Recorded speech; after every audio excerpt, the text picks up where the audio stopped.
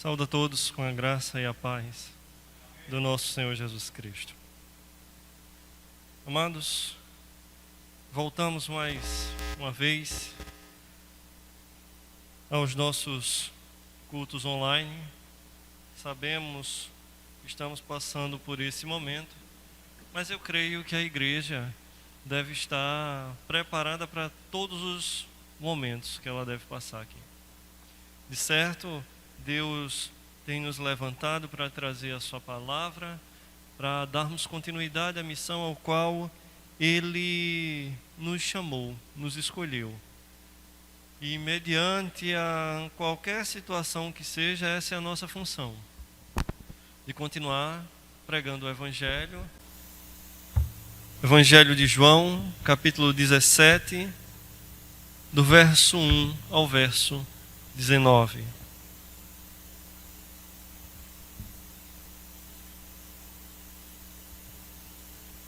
Amém? Diz assim: tendo falado estas coisas, Jesus levantou os olhos aos céus e disse: Pai, é chegada a hora. Glorifica o teu Filho, para que o Filho te glorifique a ti. Assim como lhe conferiste autoridade sobre toda a carne, a fim de que ele conceda a vida eterna a todos que lhe deste. E a vida eterna é esta: que te conheçam a ti, o único Deus verdadeiro, e a Jesus Cristo, a quem enviaste. Eu te glorifiquei na terra, consumando a obra que me confiaste para fazer. E agora, glorifica-me, ó Pai, contigo mesmo, com a glória que eu tive junto de ti, antes que houvesse o mundo. Manifestei o teu nome aos homens que me deste do mundo. Eram teus, tu nos confiaste. E eles têm guardado a tua palavra. Agora, eles reconhecem que todas as coisas que me tens dado provêm de ti, porque eu lhes tenho transmitido as palavras que me deste, e eles as receberam, e verdadeiramente conheceram que saí de ti, e creram que tu me enviaste. É por eles que eu rogo. Não rogo pelo mundo, mas por aqueles que me deste, porque são teus. Ora, todas as minhas coisas são tuas, e as tuas coisas são minhas, e neles eu sou glorificado. Já não estou no mundo, mas eles continuam no mundo. Ao passo que eu vou para junto de ti, Pai Santo, guarda-os em teu nome, que me deste, para que eles sejam um, assim como nós. Quando eu estava com eles, guardava-os no teu nome, que me deste, e protegi-os.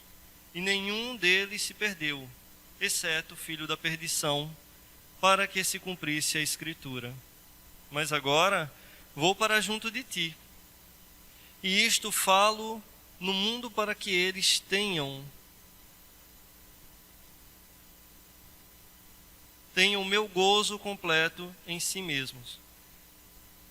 Eu lhes tenho dado a tua palavra, e o mundo os odiou, porque eles não são do mundo, como também eu não sou.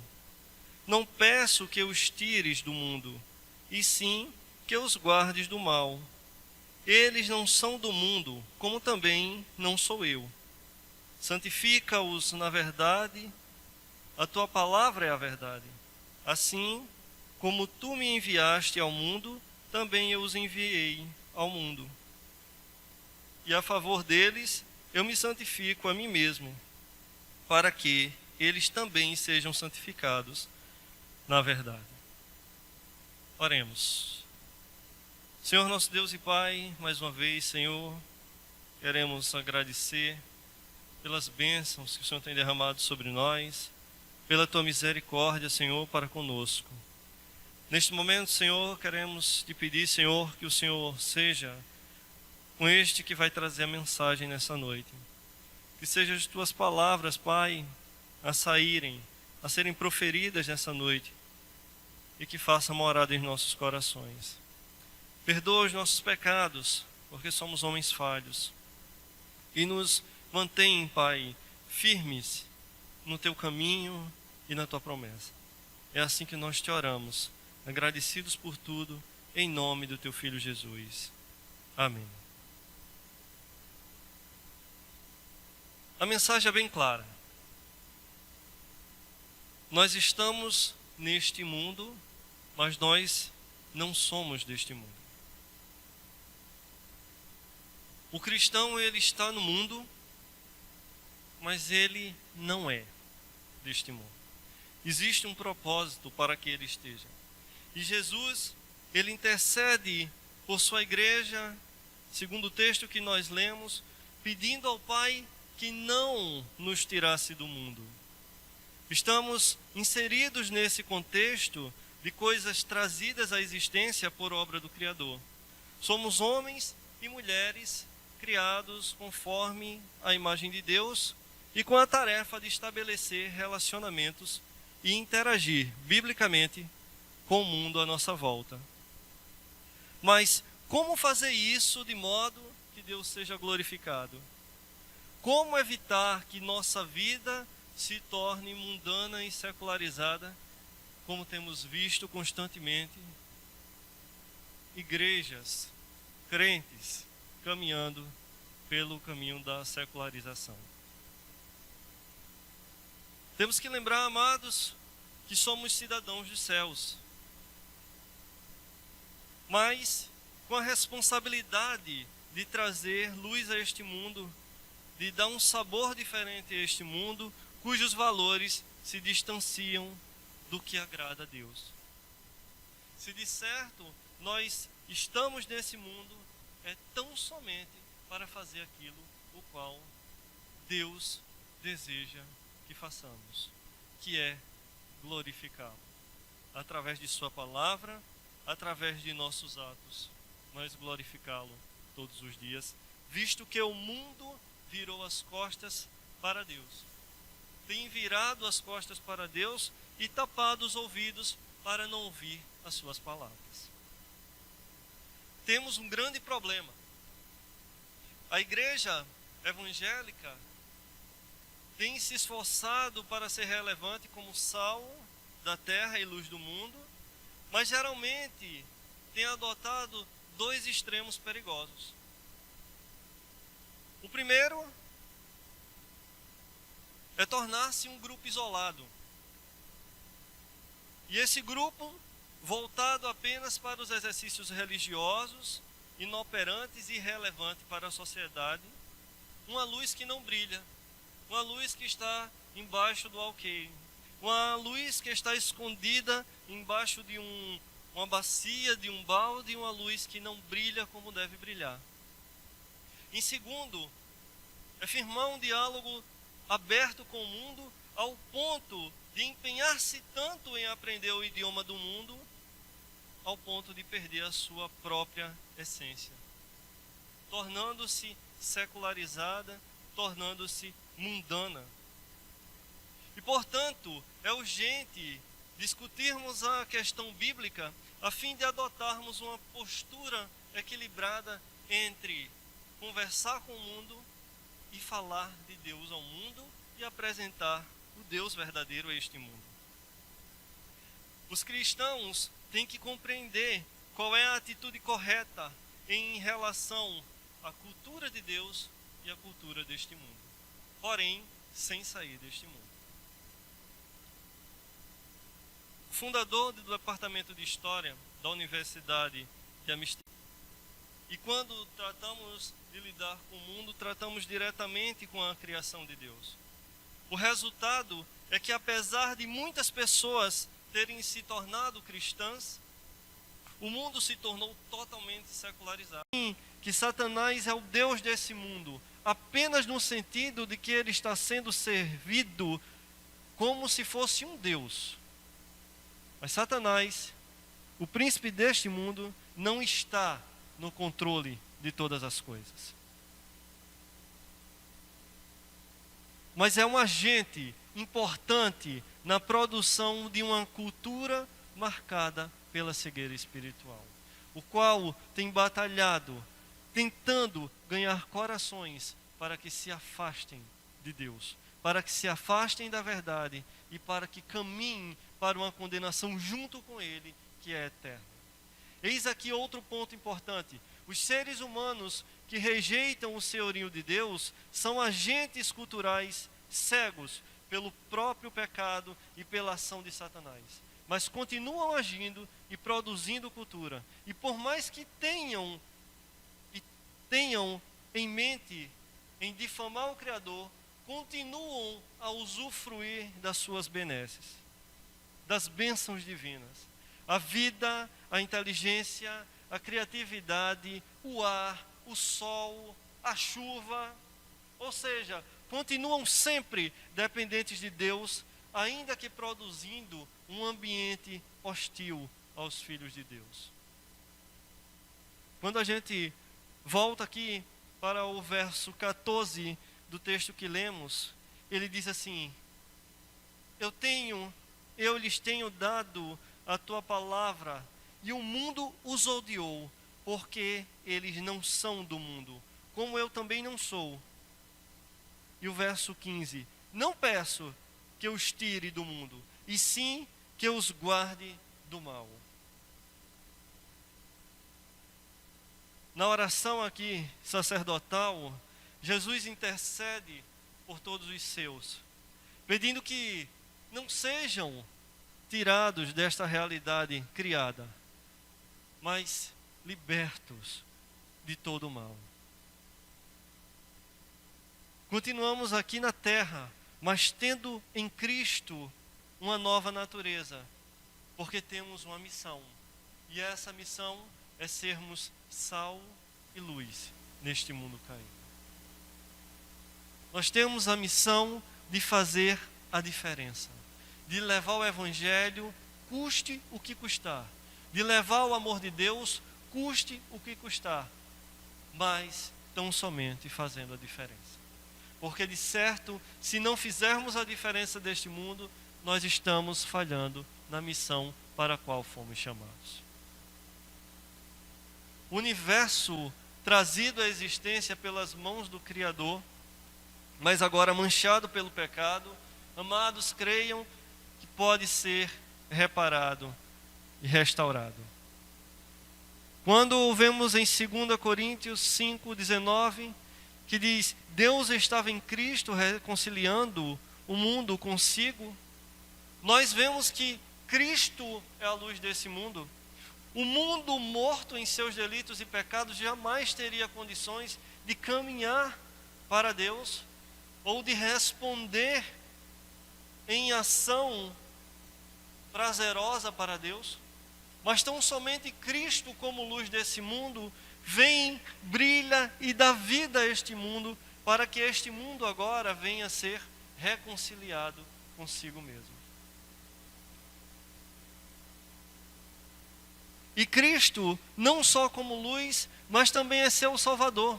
Afinal, Deus, Ele continua soberano, e a beleza de seus atos ainda pode ser vista através do sacrifício de Cristo. Ainda que não creiam, ainda que não professem essa fé, mas Deus, em sua infinita misericórdia e bondade, continua fazendo aquilo que prometeu. Do mesmo modo que um violino, um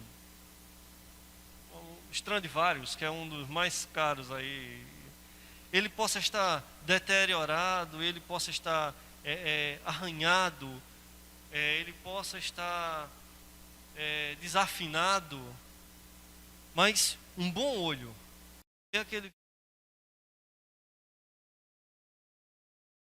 suas mãos poderá ir lá e novamente afinar aquele instrumento, e daquele instrumento tirar um belo som. Assim Deus, Ele olha para o mundo, Ele olha para nós, ao ponto de nos amar e ver e dizer assim: olha, aquele pecador Carlos que ali está, se eu pegar ele e der uns apertos nele, quebrar ele aqui, moldar ele aqui de novo, dali dá para sair algo bom. E assim ele fez isso com Carlos, ele fez isso com Sérgio, ele fez isso com Clotilde, e faz isso com todos nós e faz isso todos os dias. Porque de certo, se estamos aqui adorando a Ele, é tão somente pela graça e pela misericórdia dele de ter nos trazido aqui. Porque de certo, a nossa vontade pecaminosa, nosso desejo da carne poderia ser estar em um. Mas a misericórdia de Deus e o amor de Deus para conosco faz com que o seu Espírito Santo estraga até os seus átrios. Para lembrarmos que Cristo morreu por nós, rasgou aquele véu, para que tivéssemos acesso direto.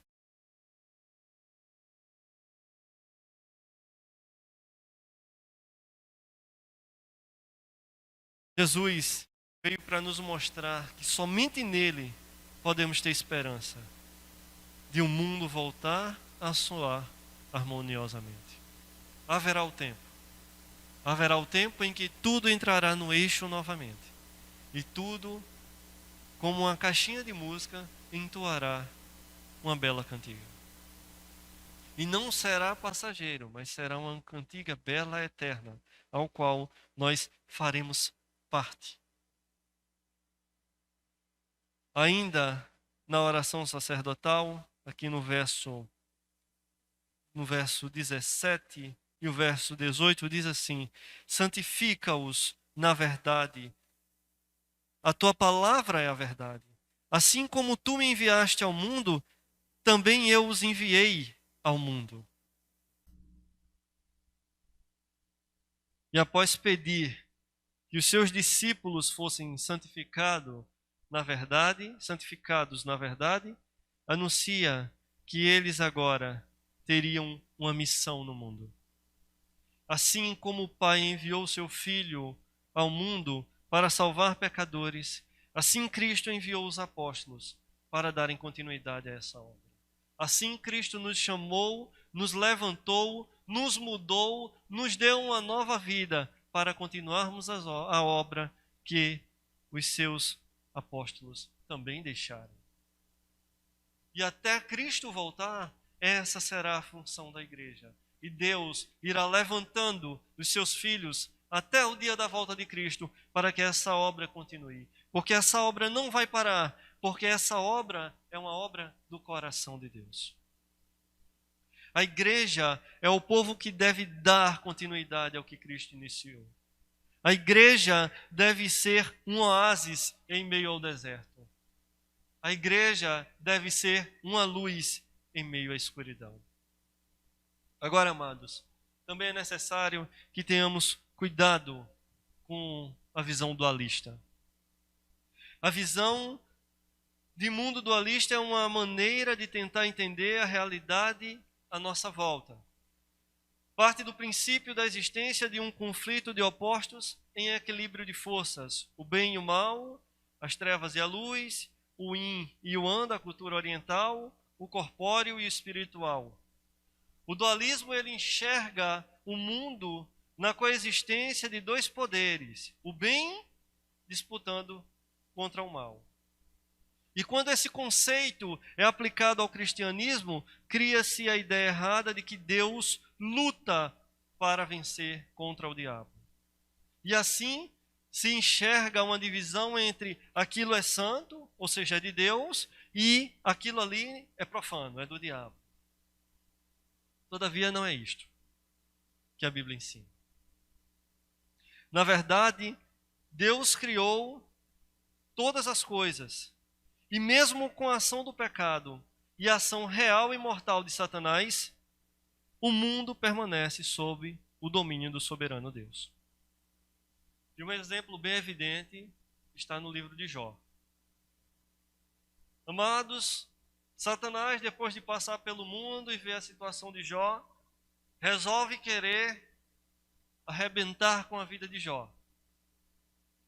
Mas, quando lemos a história de Jó, nós vemos que Satanás ele interfere na vida de Jó em limites, porque Deus não lhe dá um limite maior. Deus diz, olha, tu vai arrebentar com a vida dele, tu vai no sentido de acabar com sua riqueza, você vai tocar na família dele, mas você não vai tocar em Jó. Você não vai tocar com a sua vida. Você não vai matá-lo. Então não podemos compreender que Deus está batalhando contra Satanás. Mas Satanás, ele tem buscado corações, ele tem buscado artifícios para batalhar contra Deus numa batalha a qual ele já perdeu. E por mais que ele odeie a criação, por mais que ele queira destruir a criação, existe um limite para tudo isso. Então, Satanás, a gente não pode olhar como de um lado está Deus e do outro lado, da mesma força, do mesmo poder está Satanás, e isso é o equilíbrio do nosso mundo. Não! Satanás, ele está abaixo de Deus e ele só pode fazer aquilo o quanto Deus até permitir que ele faça. Porque assim como o mar, ele nem recua demais e nem avança de tudo do nada, Satanás não pode agir.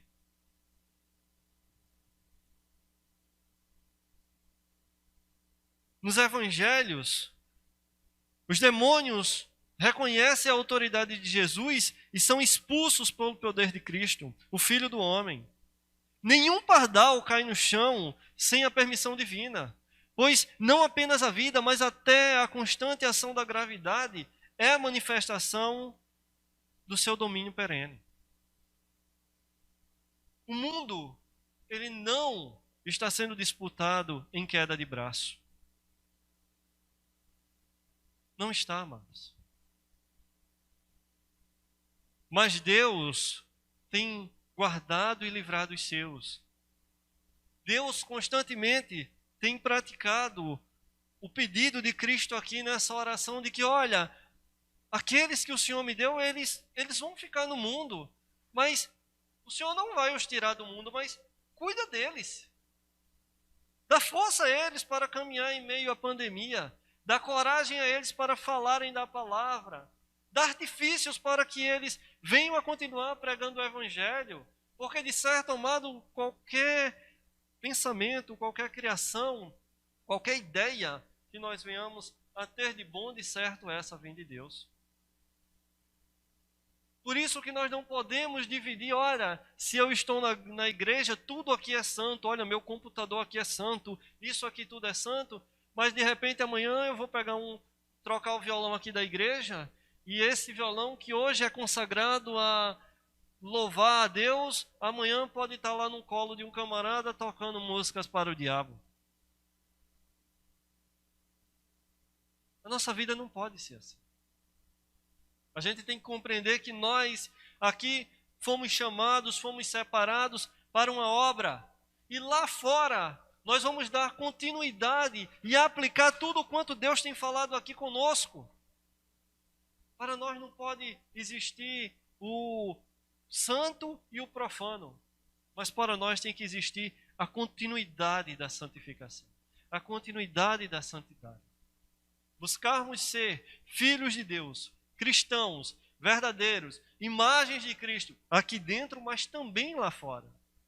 Porque do que vale ter um bom testemunho aqui e um mau testemunho lá fora?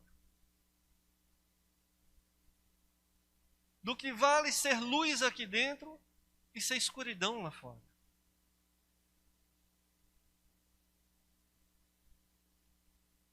Esquecemos para o que fomos chamados. Amados, a igreja, no período medieval, distanciou-se da visão bíblica e abraçou a forma dualista de ver e entender o mundo. E como resultado, passou a enxergar o mundo em basicamente dois compartimentos distintos.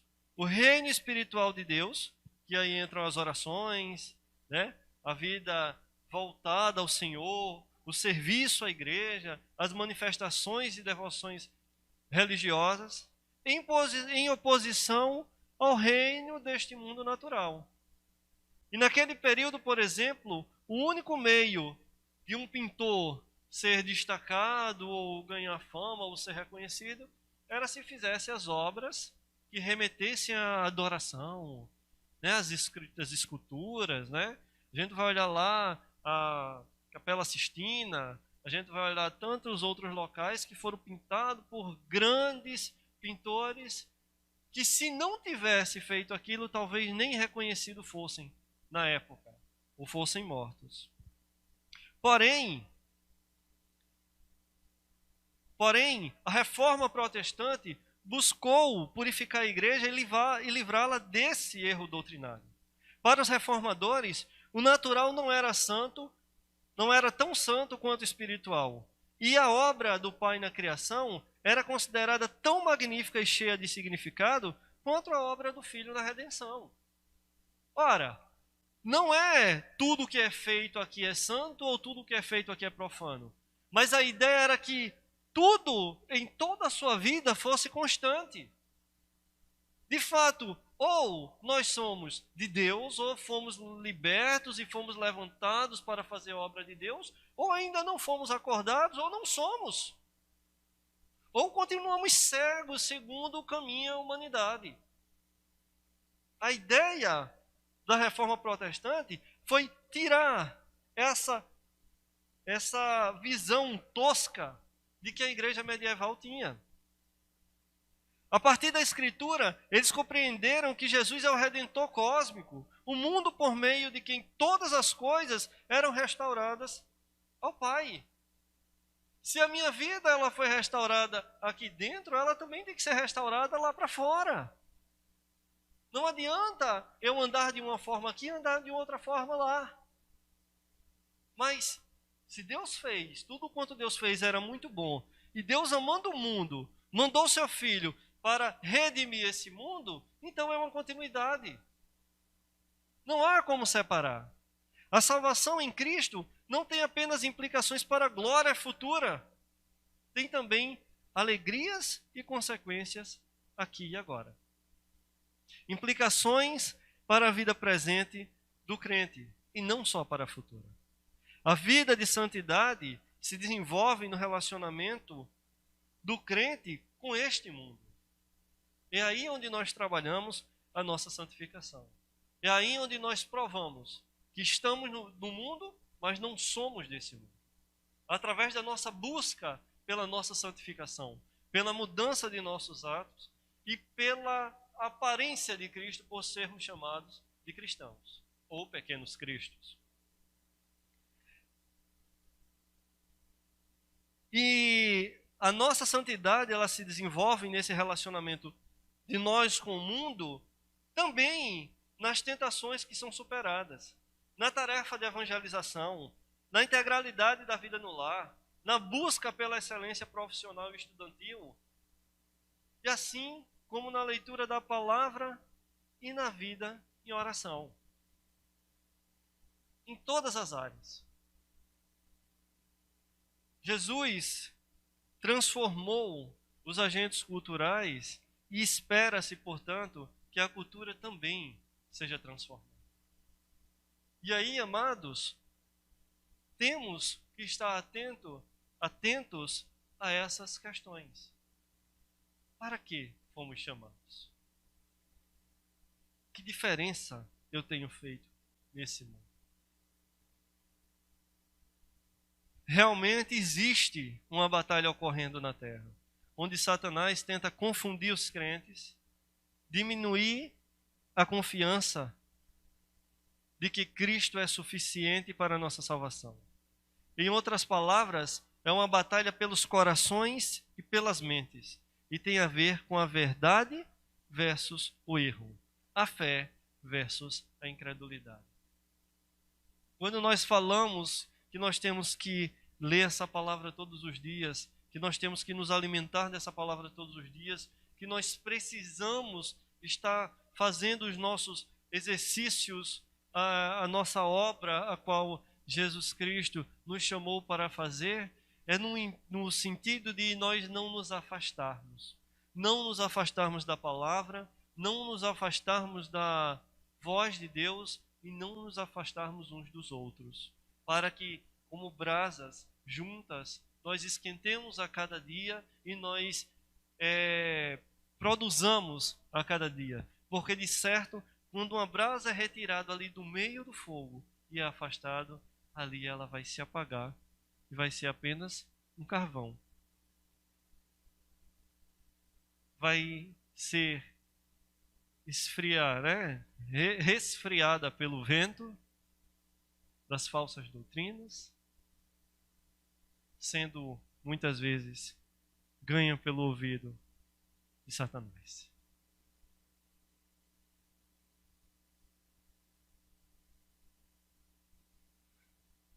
Amados, Deus, ele continua no controle, sem nos dar muitos detalhes pelo qual permite a existência das armadilhas do inimigo. Embora a humanidade tenha transformado este mundo em um lugar de rebeldia, maldade e aparente desordem, Satanás não tem a menor chance de vitória. Porque essa vitória já foi conquistada por Cristo ali na cruz.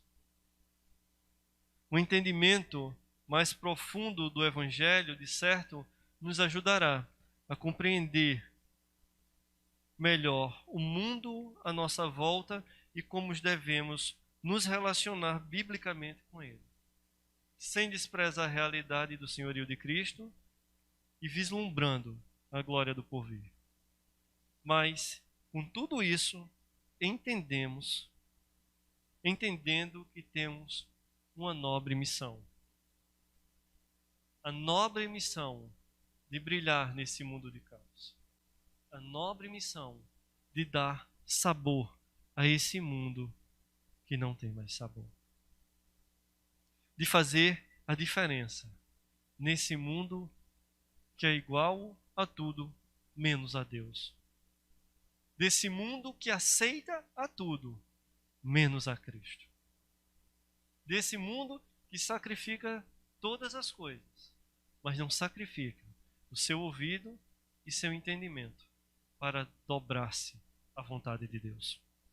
E que nessa noite nós saiamos daqui com a compreensão de que nós estamos neste mundo para fazermos diferença nele, mas nós não somos desse mundo e nem podemos ser levados com os ventos deste mundo.